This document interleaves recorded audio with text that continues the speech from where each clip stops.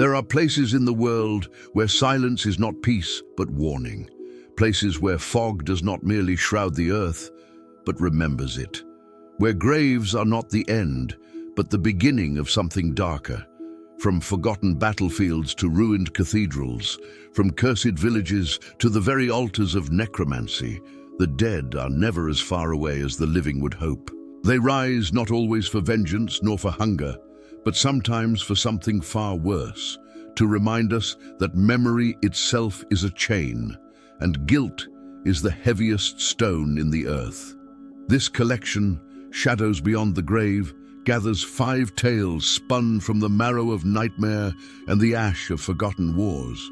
Each story begins the same way, with cloaked figures of bone rising through the fog, but each ends in a different revelation. These are not stories of heroes conquering evil. They are not tales of light triumphing over darkness. They are the echoes of wars that never ended, of songs that never ceased, of debts that can never be repaid. As you step into these pages, remember this: the dead do not rest simply because the living choose to forget them. Their bones march still through mist and memory, waiting for the moment when you too will hear their whispers in the fog. Welcome, mortals. You may enter if you dare. Our greetings. I'm here to tell you a tale tonight. A chill wind whistles outside. Leaves skitter across the ground and gather at my feet, and the flames dance merrily in the hearth, casting flickering shadows across the ceiling. Pull up a chair close to the fire. Get comfortable, dear listeners, for the night is dark and deep, and I have a story to tell you. The bells of Brant Hollow tolled only once each year. They were not the bells of celebration, nor the gentle chimes of prayer. They rang on the eve of midsummer, when the air was hot and thick with insects, and the villagers gathered behind their barred doors, whispering their ancient prayers. For the toll was not for the living, it was a summons to the dead. They say that once every century, when the stars align with the black seam of the moon, the graveyard outside Brant Hollow splits like cracked earth and releases its keepers. Cloaked in tatters, bones rattling beneath their shrouds, the skeletons pour forth. Their hollow mouths opened in a soundless scream, yet when they marched, the world filled with a dreadful harmony, a choir of bones that sang through the marrow of every living soul. Within the song, there was lament and sorrow, rage and regret, tales of lives cut short, of battles lost and loves betrayed. Children huddled beneath their mothers' arms as the sound seeped through walls, pressing against their hearts. Old men who had survived the last rising 100 years ago whispered, "It begins again." But this midsummer, young Elira had no patience for fear. She had grown weary behind locked shutters, listening to the superstitions of her family. She believed the bone choir was nothing but myth, a story told to frighten children. So when the bells tolled, she slipped away into the night, drawn to the cemetery by curiosity stronger than terror. Clutching a lantern aloft, she pushed open the iron gates and stepped inside. Headstones lined the path before her, many toppled or broken, all bearing witness to the countless souls slumbering below. Moonlight filtered through the ancient trees, painting skeletal branches across the grass. The graveyard was cloaked in fog, headstones jutting like broken teeth, and the silence around her was heavy. Then the earth before her shuddered, and a skeletal hand clawed upward. Gasping, Elira stumbled back. The clods of dirt flew into the air, revealing a gaunt form draped in tattered rags. More hands clawed free, and a cloak-draped figure pulled itself upright, empty sockets burning faintly with pale fire. Then another, and then another.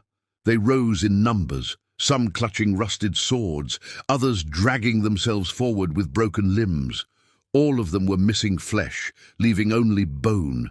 And as they rose, the air filled with the dreadful harmony, a resonance that came not from mouths, but from the vibration of their very bones. Elira fell to her knees, unable to move as the sound sank into her chest. It wasn't music, it was memory. Each note carried the sorrow of countless lives cut short, the murdered, the betrayed, the forgotten. She wept as the choir's song tore at her spirit, showing her visions of wars long past, of lives buried beneath the soil. For a moment, she wanted to flee, to run from the graveyard and hide until the sun rose. But something in the song called to her. Unlike the others, she did not recoil. She reached out toward the skeletal forms as they marched, and one stopped before her. It was taller than the rest, its skull cracked, its jaw hanging loosely. It raised its bony hand and touched her brow, and suddenly the song changed. Instead of sorrow, Elira heard words, not with her ears, but inside her skull. "Free us!" From the corner of her eye she saw the other skeletons turn, their gazes fixed upon her. Hope flared within her. Perhaps the stories were true. Perhaps the bone choir really had returned. Free us! The choir swept past her, vanishing into the trees, and Elira scrambled to her feet, rushing after them. She burst into the street, heart pounding, and stared down the road leading away from the cemetery. There was no sign of the bone choir, nor any sound save the chirping of crickets. Had she imagined it? Was the old wives' tale nothing but a trick of the mind? Then a voice echoed within her skull. "Free us!" Turning back, Elira hurried toward the graveyard, pushing through the iron gates. Inside, the ground was disturbed, as if something had clawed its way through the earth. And standing before the gaping hole, she felt a presence behind her. Turning slowly, she gasped, for at her feet stood a skeleton, dressed in the robes of a long-dead king. His skull was cracked, his jaw dangling by a shred of skin. In his right hand he clutched a sword, its blade dripping rust. And as he raised his left hand, beckoning with a finger, he rasped, "You have heard our song, little one. Now help us finish it." Before her, the ground split wider, revealing more bones. "I want to help," Elira cried, "but I don't know how." The king gestured to the waiting skeletons, and they shuffled forward, forming a circle around her. Their empty sockets burned brightly. "We need you to feel our pain," the king said, "to let our sorrow flow through you. Only then can we be free." With a deep breath, Elira stepped into the circle. She closed her eyes, reaching out to touch the nearest skeleton. Her fingers met cold bone, and when she opened her eyes, she saw the socket of its jaw resting against her palm. It tilted its head, and for a moment their eyes met. Then it leaned closer, pressing against her, and its memory flooded her mind. She saw a warrior in his prime, fearlessly charging into battle, saw his comrades fall beside him, watched as he drew his sword to defend his king. And then she saw the treachery, the betrayal that led to his untimely demise. With a cry, Elira fell to her knees, overwhelmed by the sudden rush of memories. As quickly as it started, it stopped. The warrior faded from her mind, leaving only a ringing emptiness. Shaking, she looked up to find the other skeletons regarding her with an intensity that sent shivers down her spine. One by one, they pressed against her, sharing their sorrow, their pain, their regrets. She felt their anger too, hot and fierce, and knew that the peaceful rest of the earth was rightfully theirs. Finally, when the last of the skeletons faded away, Elira stood up, trembling. Before her stood the king, his gaze unwavering. "Are you ready?" he asked. Nods, tears streaming down her face. Elira drew in a deep breath. "I am ready." As the first rays of sunlight touched the horizon, Elira led the bone choir out of the graveyard. Behind her, the earth rumbled, mending the cracks made in the night. Reaching the village, the skeletons halted, turning to face her. "You have carried our song for us," the king said, his voice echoing with gratitude. "Now help us finish it." Raising her arms, Elira took a deep breath, feeling the presence of countless souls within her. Closing her eyes, she began to sing. Her voice rang out, strong and clear, carrying the lament of 1,000 lifetimes. As she sang, the skeletons swayed, their bones resonating with the melody, and with each note, the light in their sockets grew brighter. When her song reached its crescendo, the light exploded, bathing the world in blinding white. Then, as quickly as it began, it ended. Gasping, Elira lowered her arms. Before her, the skeletons stood motionless, their light extinguished. With trembling hands, she reached out, touching the king's arm. It was warm, real, and his form was solid. Then, just as quickly, the flesh began to return, covering his bones, smoothing over his features. He looked down at his hands, marveling. "I can feel." As the other skeletons reformed, Elira stumbled back, watching as they shook off the last vestiges of their shrouds. One by one they blinked, confused, looking around with newly awakened wonder. The king turned to Elira, his face etched with gratitude. "Thank you, child," he said, "for freeing us from our endless night." But Elira shook her head. "You freed yourselves," she whispered. "I only helped." As the villagers emerged, blinking in the morning light, the newly risen looked upon them with sad eyes. "We are grateful," the king said, "but our time among the living is limited. We must find peace once more." With a final nod to Elira, the king and his company turned and walked away, disappearing into the trees.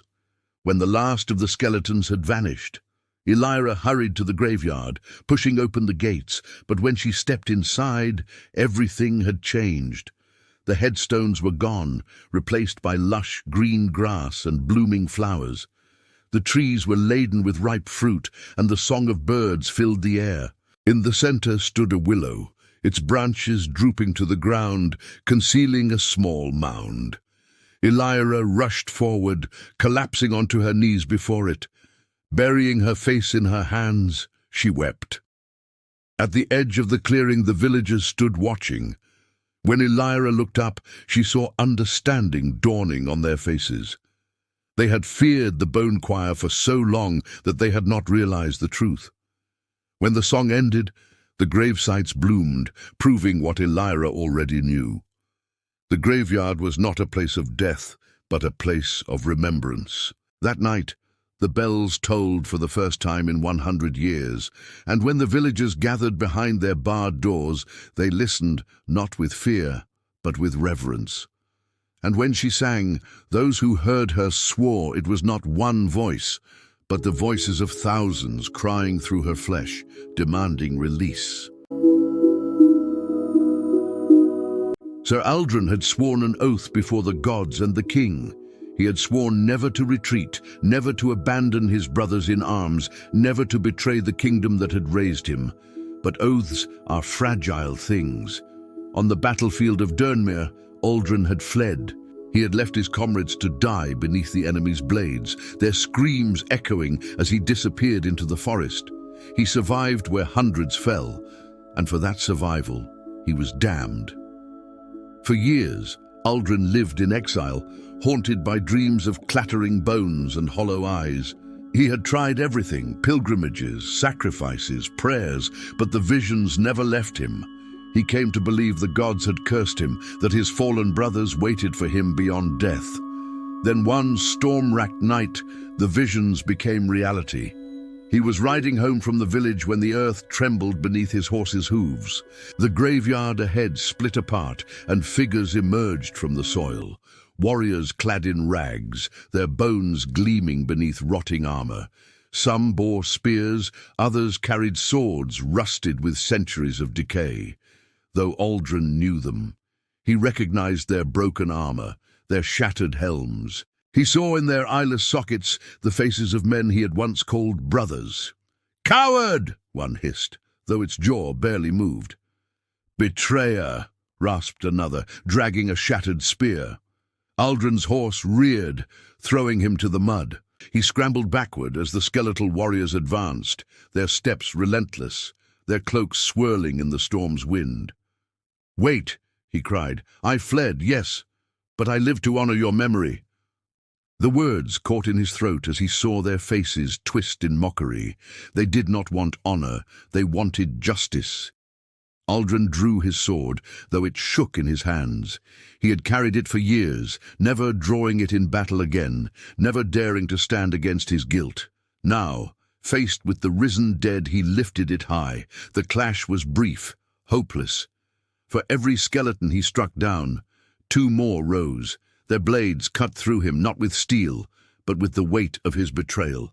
He fell to his knees, blood mixing with the mud, his sword slipping from his fingers. The leader stepped forward, a towering skeleton draped in the tattered banner of their company. It raised a skeletal hand and pointed at him. "You are bound," it whispered. And so Aldrin rose with them. His flesh withered, his bones clattered, and his eyes burned with the same pale fire. He joined their march, one more oathbreaker in the endless procession. Travelers who passed the ruins of Durnmere swore they saw them still, a host of skeletal warriors marching through the fog, their cloaks whipping in the wind. And among them, one knight whose armor gleamed brighter than the rest, his skull turned eternally toward the ground. They say the bravest hearts can be broken and the strongest wills can be bent. Sometimes even the best of men will break under the weight of impossible choices. Betrayal, despair, and grave oaths bind together the latest tale from the world of the First Law. Alderon fought for a noble cause, a desperate defense against a merciless horde.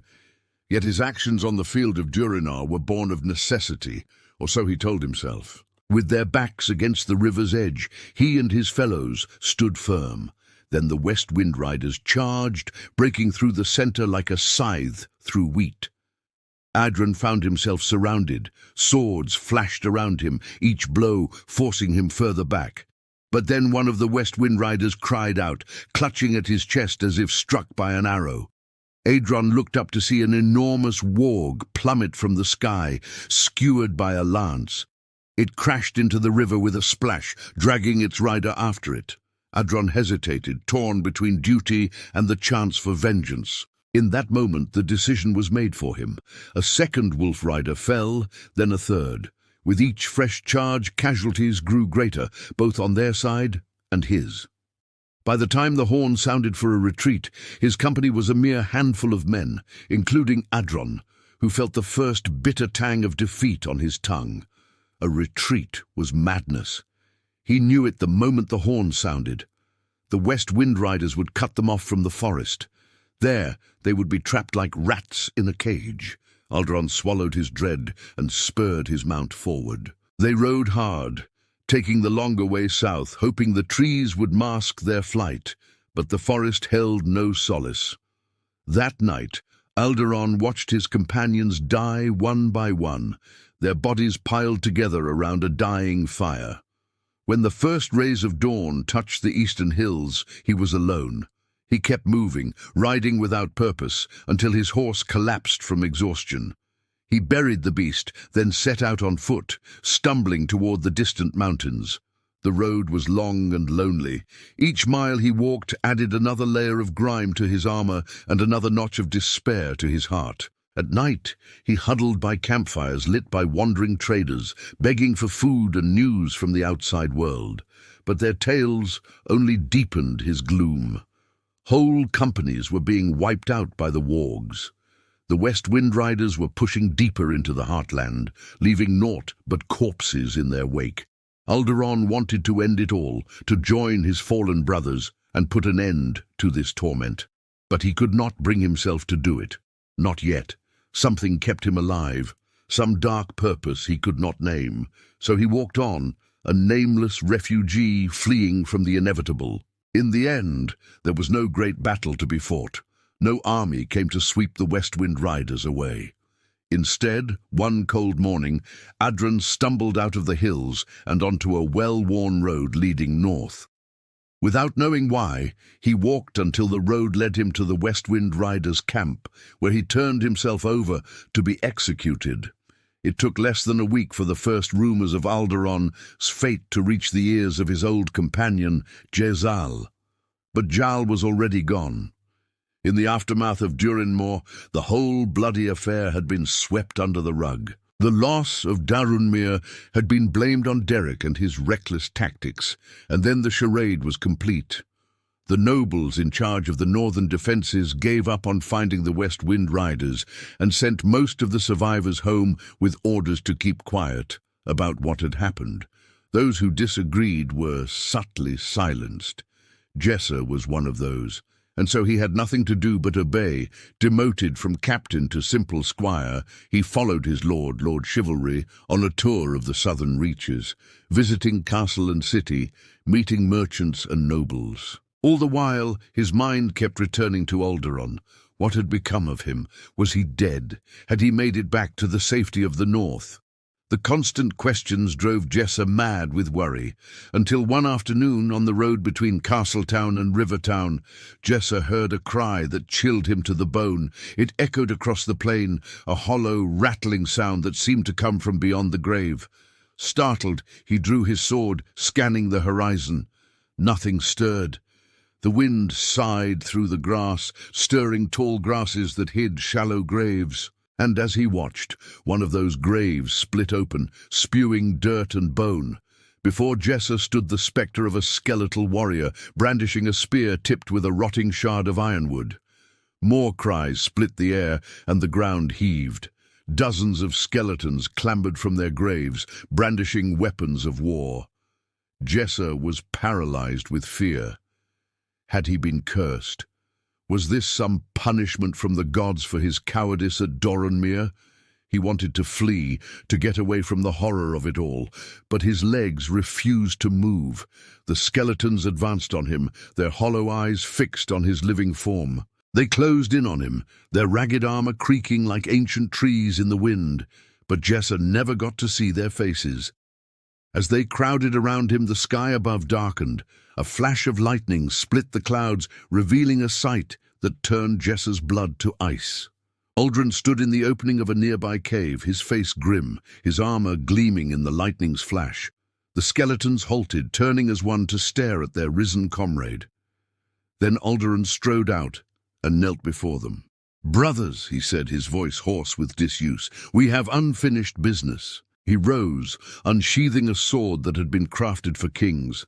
"And now our debt is due." He turned, fixing his gaze on Jessa. "So come, brother, walk with me." Jessa had expected fury, accusation, even hatred. What he did not expect was Alderaan's somber acceptance of their fate. In that moment, all Jessa's doubts, fears, and denials crumbled away. He dropped to his knees, surrendering his sword.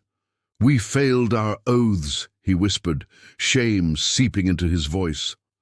Uldren knelt beside him, laying a gauntleted hand on his shoulder. "No," he said softly. "We did what we had to. We are only men after all." As thunder boomed overhead, the two friends walked side by side into the storm, leading their host of spectral warriors toward the West Wind Riders. The clash was brief, hopeless. For every skeleton he struck down, two more rose. From Gravebound Oath by Joe Abercrombie.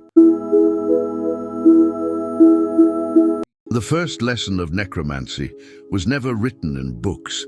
It was whispered from teacher to student, a truth carried like a secret wound. All power comes with debt. Lorien knew this. He had studied the forbidden arts under Master Veric, who lived in the crumbling tower at the edge of Vaith Hollow. Veric had taught him the languages of bone, the runes that bent marrow, the songs that stirred the dust of graves. But he had also warned, every soul borrowed must be repaid. Every spirit bound must one day claim its price. Lorien, being young and ambitious, had not listened.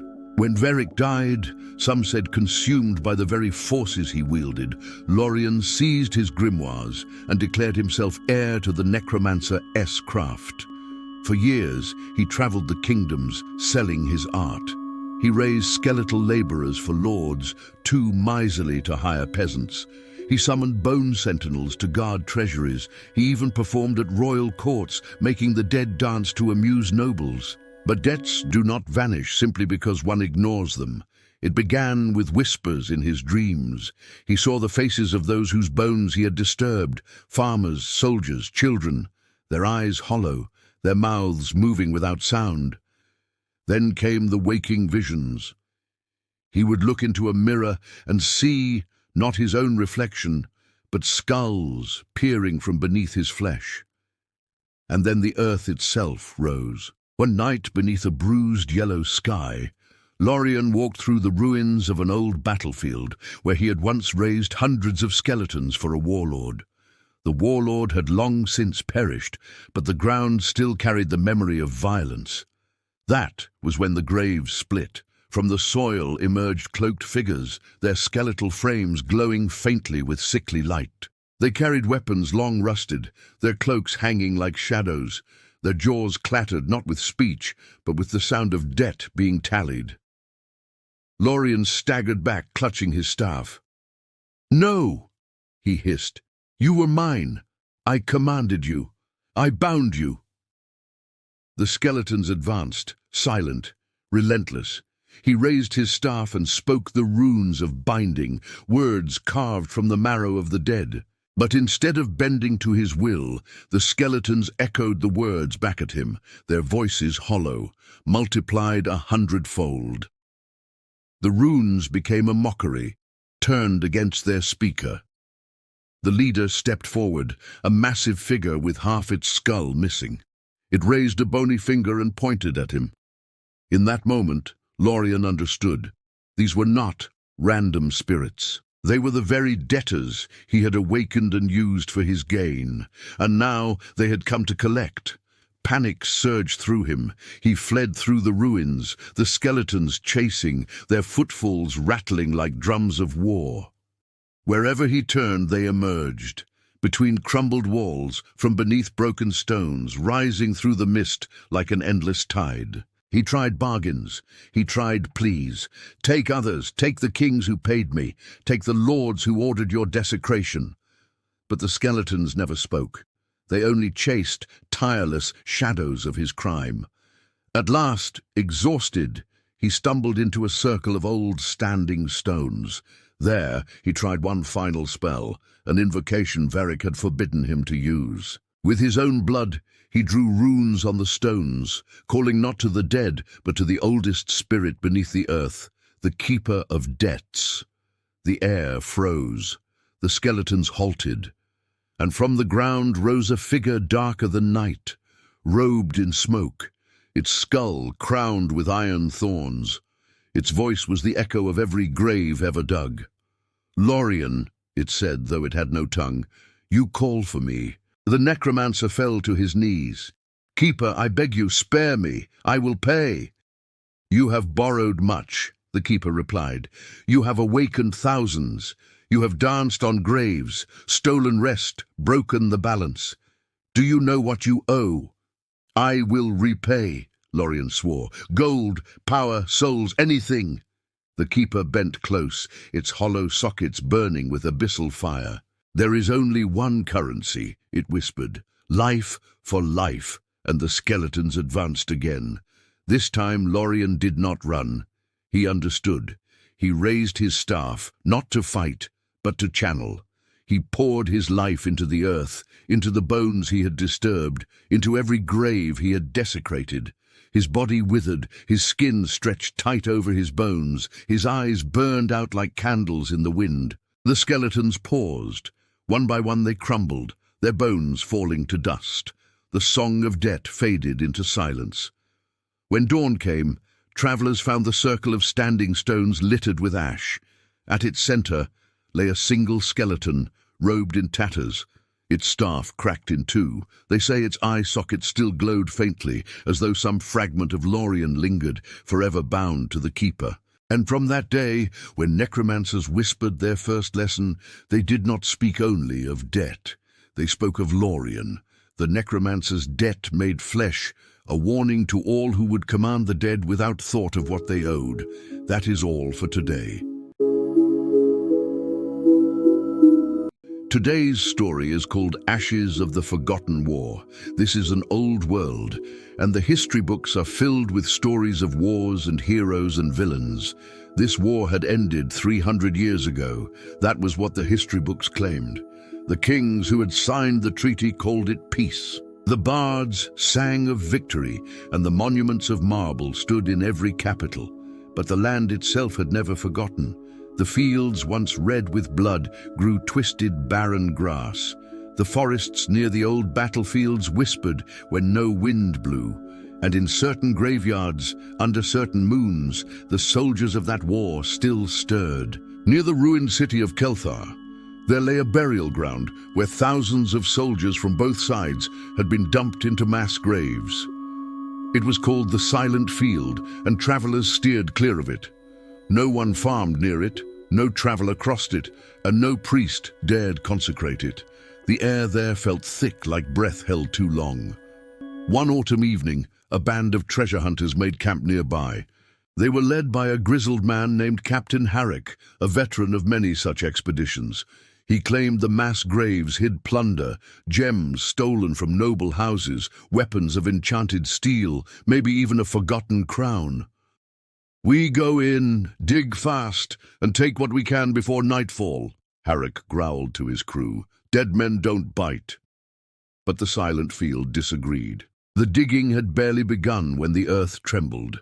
The treasure hunters froze, their shovels dropping. From the ground rose skeletal forms, cloaked in tatters of ancient uniforms. Some bore broken spears, others rusted swords, their bones clattering as they pulled themselves free. Their eye sockets burned with faint blue fire. "God save us," whispered one man, dropping his shovel. The dead advanced, not as mindless ghouls, but as soldiers.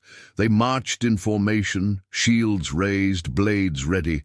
Their movements carried discipline, the memory of war drilled into them centuries ago. "They're just bones," Harrick shouted, drawing his axe. "Break them!" His crew obeyed, but the skeletons did not fall easily. Strikes that should have shattered them only knocked them aside, and they rose again, their ranks closing like a tide. One by one, the treasure hunters were cut down, their screams filling the Silent Field. Harrick fought harder than the rest.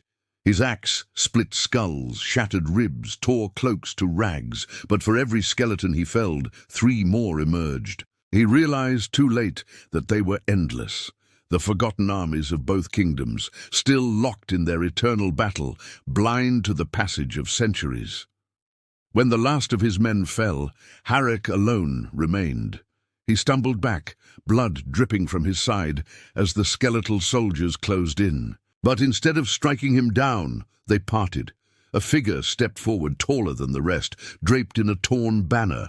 Its skull bore a crown of rusted iron, its chest plate cracked but still gleaming faintly. "You disturb the Silent Field," the figure said, though its jaw barely moved. Its voice was the echo of countless soldiers, layered and hollow. Harrick fell to his knees. I sought only treasure, forgive me." The crowned skeleton leaned close, its empty sockets burning like embers. "The war is not done. We march until peace is true. You will march with us." Before Harrick could protest, the soldiers closed in. They tore his axe from his hands, stripped the flesh from his bones with unseen force. His scream rose into the night, cut short as his body crumbled and reformed. When dawn came, a new figure marched among the skeletal host, a warrior with an axe of bone, his skull turned eternally toward the horizon.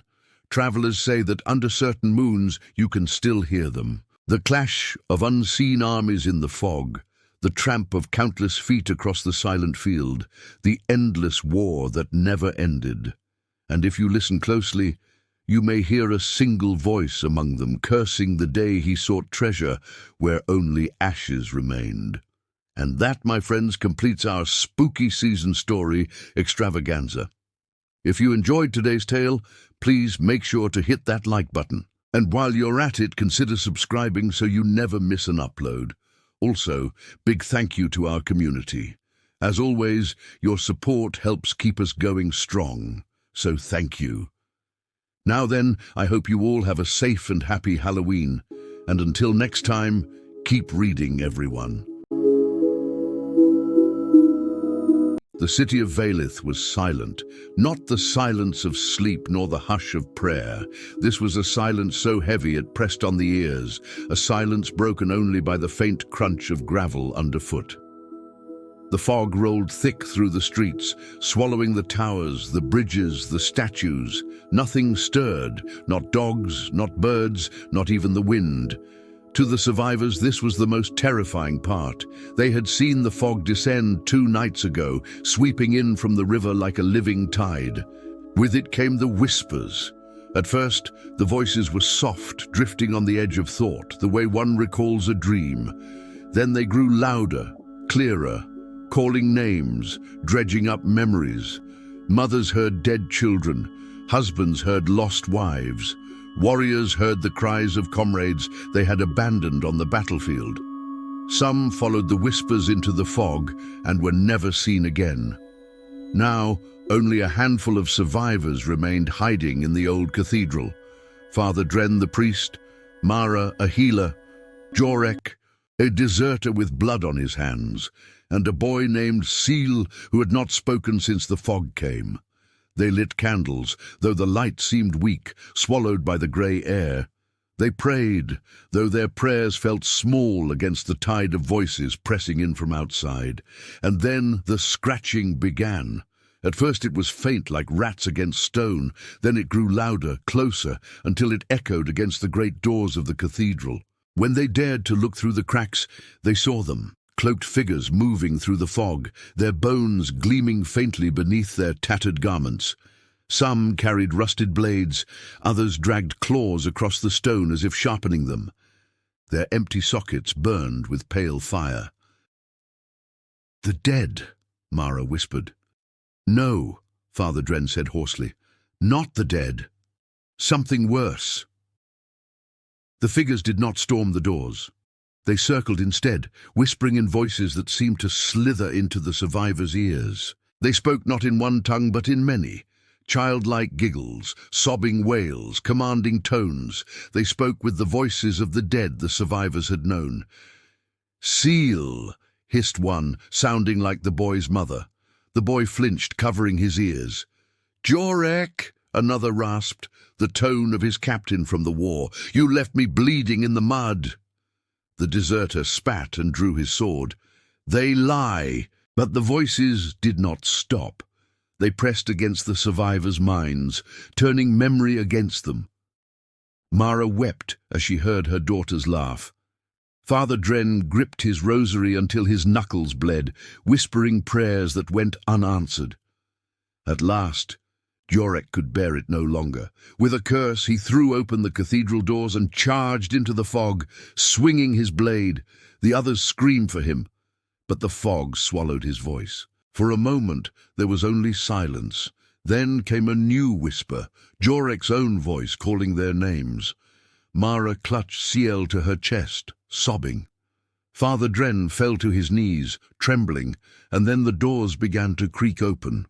Through the widening gap, the figures emerged, skeletal forms cloaked in grey, their movements deliberate, inevitable. They did not rush. They did not need to. The survivors were already broken. One stepped forward, its hood falling back to reveal a skull marked with carvings, runes etched into the bone. It raised a hand, and the whispers ceased. "Your memories are ours," it said, its voice a chorus of all they had lost. "We are the fog. We are the hunger between thought and silence. We do not crave flesh. We crave remembrance. Every name, every sorrow, every guilt, yours belong to us."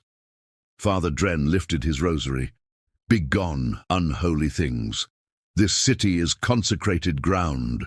The skeleton's jaw shifted in what might have been mockery. "Your gods forgot you long ago." And with that, the cathedral was swallowed. The candles extinguished one by one. The screams rose, then fell into silence. When dawn broke, Valith stood empty. The fog had lifted, but no birds sang, no dogs barked. Only the wind whispered through the streets.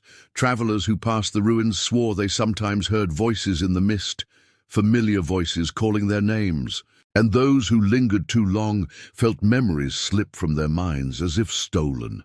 In time, they called Valith the City of Whispers. And those cloaked skeletons forever moving through its graveyards were said to be not the dead, but the memory of death itself, wearing bones like masks. For in the end, it was not flesh they hunted. It was you.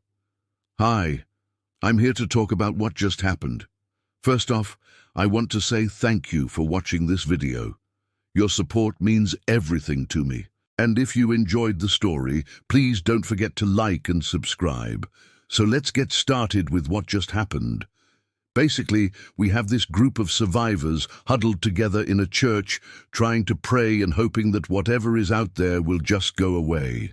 But the creature or creatures outside use the memories and loved ones of the survivors as weapons against them, driving them mad and picking them off one by one. I think the scariest thing about this story is that the monster does not really need to kill anyone. Just being around them and whispering these thoughts is enough to send them into a spiral. Even when Yorak decides to fight back and runs outside, it doesn't do anything. It lets him run and makes the other characters watch him go. There's also the line that says the monster doesn't want their flesh. What it wants is their remembrance, which sets up this really creepy idea that the monster is this kind of spirit that feeds off of your memories. And in the end, it's implied that the monster isn't just some evil spirit, it's actually death itself, taking all of their memories with it. This would explain why it spares the life of the main character, because it doesn't want their body, it wants their mind. Another thing that stood out to me is how much emphasis was put on the descriptions of the city. If you read the first few paragraphs, you can tell right away that something is wrong with the place. The silence is so heavy, and the fog is everywhere. The author does such a good job building up this atmosphere of dread and despair that it feels like the city itself is another character in the story, like the silence is described as a physical presence that presses against the survivor's ears, and the fog is shown as an enemy force that's swallowing the city whole. By the time the cloaked figures start showing up, you're already on edge, so you know something bad is coming. Then there's the language used throughout the story. The author uses words like gleaming and pale and faint to describe the skeletal figures, and this helps to make them seem more otherworldly and mysterious. There's also a lot of imagery used, like the line that says the eyes burned with empty sockets. That's such a strong image that will stick with you long after you finish reading. And then finally, there's the ending. The last paragraph is so good, it leaves you with this sense of unease and dread. The idea that the cloaked skeletons are just walking through the graveyard, taking memories with them, is just so creepy. And the fact that they're doing it in silence makes it even more unsettling. It's hard to imagine anything more terrifying than that. Overall, I just wanted to say that this is a fantastic story. The writing is amazing. The plot is gripping and the characters are believable. You did such a good job with this story. Thank you for sharing it with us. If you want to hear more of my thoughts, feel free to follow me on social media. I'm usually posting pretty regularly. So yeah, thanks again for watching. I hope you enjoyed, and I will see you next time.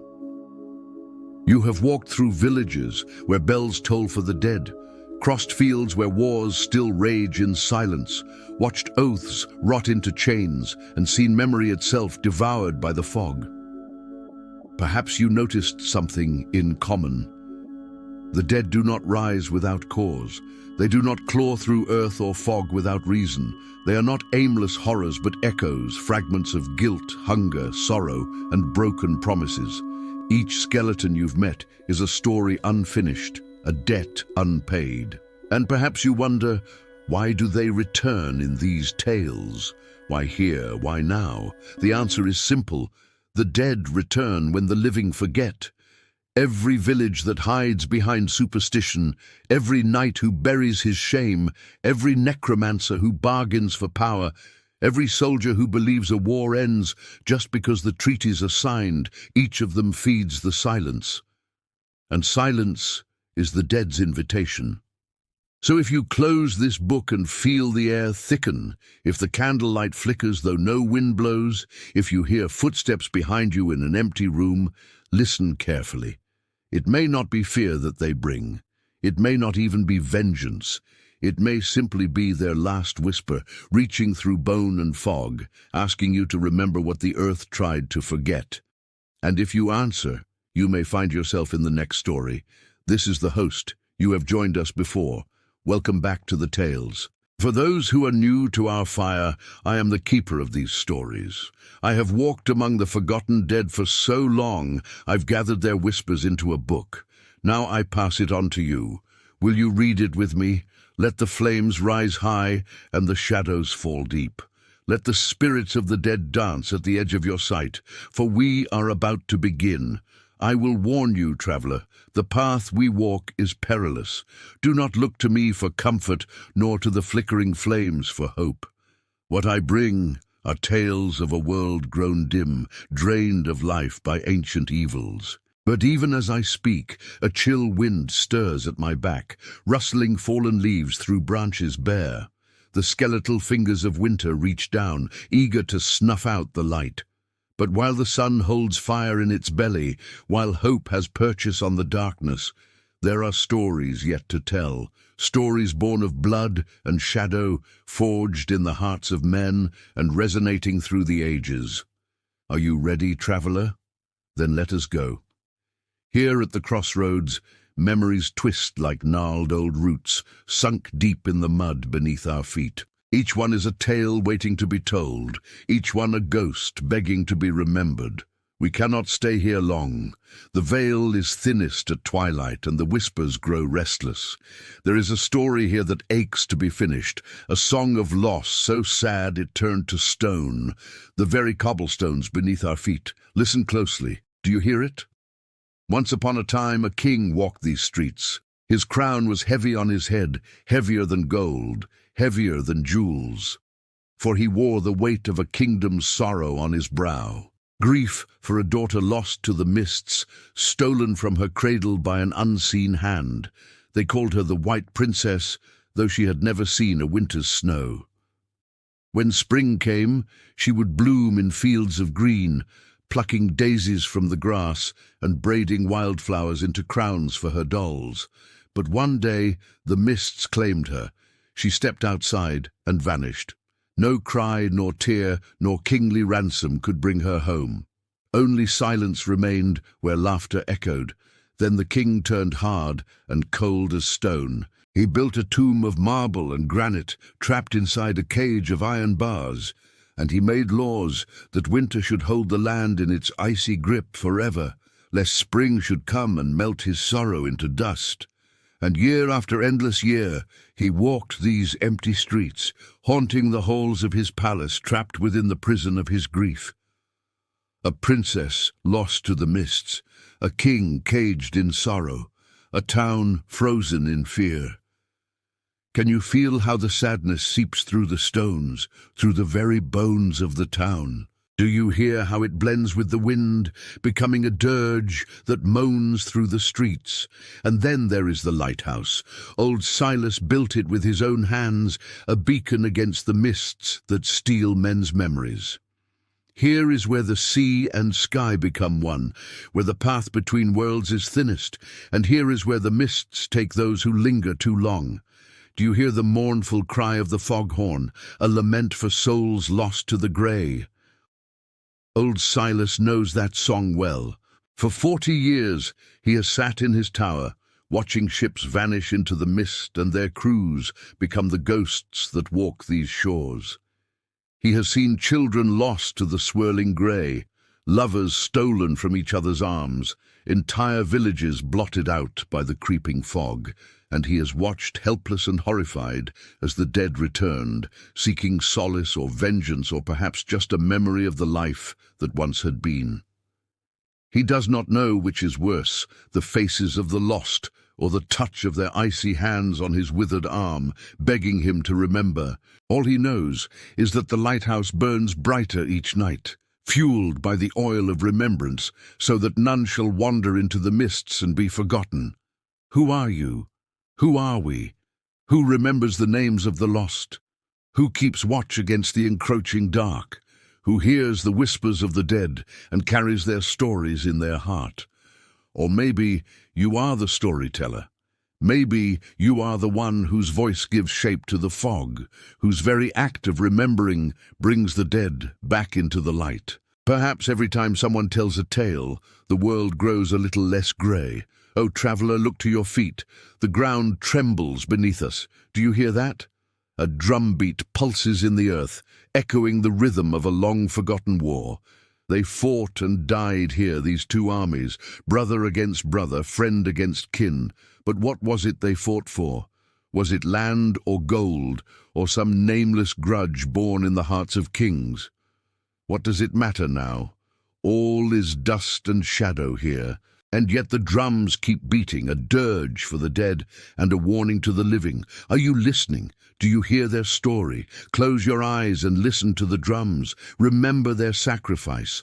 Honor their sacrifice. Remember their names. Remember why they fought and what they lost. Do you feel the anger rising in your chest? Good. Let it burn away your doubts. Forge your spirit in its heat. Drive you ever forward. But beware, traveller, that same fire can consume you, body and soul. And these are but echoes of the true horrors that dwell in the fading light. This is only the beginning. The road ahead is long and fraught with peril. The echoes you hear are faint now, but soon the dead will rise in full force, hungry for vengeance, clawing to break free of the mists. And you will need more than stories to protect you. You will need all the strength you can gather, all the courage you can find, all the hope you can hold in your heart. The veil is thinning, the darkness pressing closer, and the dead stir in their graves. The time for remembering is almost over. Soon you will need to act. And what will you do when the ghosts of legend become flesh and bone once more? What will you do when they seek not to be remembered, but to be feared? Do not turn away. Do not flinch. I see that you remember. Good. You hold fast to the light. But can you wield it? Can you use what you have learned to save yourself and others?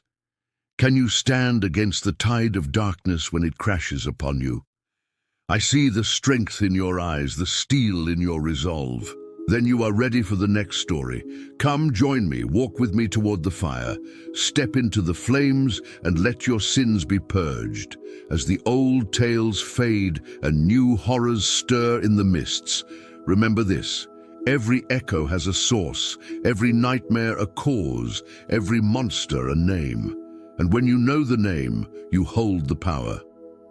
If you have walked with us this far, if you have listened to the whispers of the dead and felt their stories resonate within your soul, then you are ready for the next story.